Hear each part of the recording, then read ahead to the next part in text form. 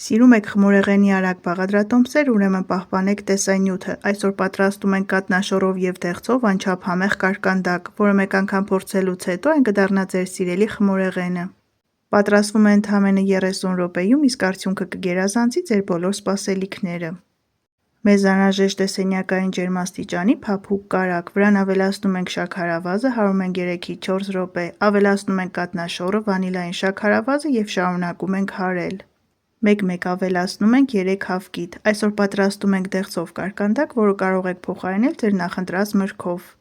Ալյուրը և փխրեցուցիչը միացնում ենք, մաղելով ավելացնում ենք թաց բաղադրիչների վրա, պետք է ստացվի ոչ շատ թույլ խմոր։ Այս բաղադրատոմսի մեջ փխրեցուցիչը մի փոխարինեք սոդայով, որպեսզի արդյունքը ձեզ գոհացնի։ Ջեռոցի տապակի մեջ մի փոքր բուսայուղ ենք լցնում, ավելացնում ենք խմոր և համաչափ տարածում ենք։ Թխում ենք նախապես 180 աստիճան տաքացված ջեռոցում մոտ 25-ից 30 րոպե։ Ստացվում է փափուկ, փխրուն կատնաշոռով և դեղցով չափազանց համեղ կարկանդակ, որը շատ հեշտ է պատրաստել։ Դուք էլ փորձեք, վստահ եմ շատ կհավանեք։